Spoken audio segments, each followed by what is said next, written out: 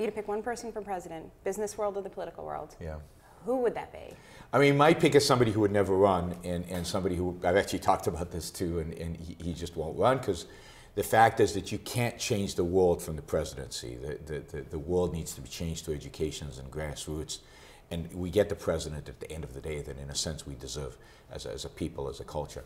But my candidate would be John Allison, who is the former CEO of BB&T, one of the few banks that actually did pretty well through the crisis, the first bank to return top.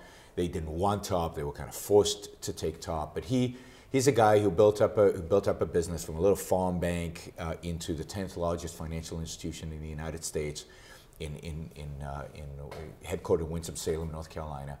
But he is also a man of integrity, a man of principle. He understands the role of business, he understands the role of individual rights and individualism, which I think is the most important principle, political principle in America, the idea of individualism, the idea of individual rights, the idea of freedom. He understands all those principles, and I think understands that the government has grown way too big, way too intrusive. It's become unlimited government, and that we need these principles of individualism, the principles of the Constitution, the principles of the Founding Fathers, to start to shrink government and to limit it to what it should be doing, which is protecting us from crooks, from frauds, from terrorists, from bad people, arbitrating disputes through the justice system. But generally, other than that, leaving us alone to pursue our own life, liberty, and happiness.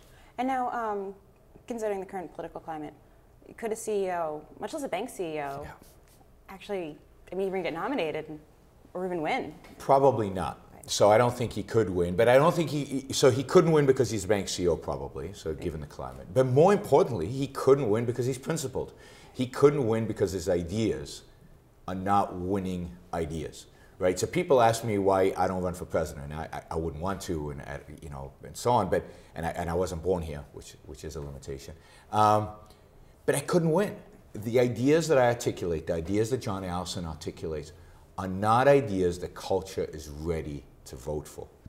And until it's ready, there's no point in running a candidate, a serious candidate. It costs a lot of money to run a campaign for president. So our job, I think all of our job, those people who care about individualism, who care about freedom, who care about capitalism, our job is primarily an education job.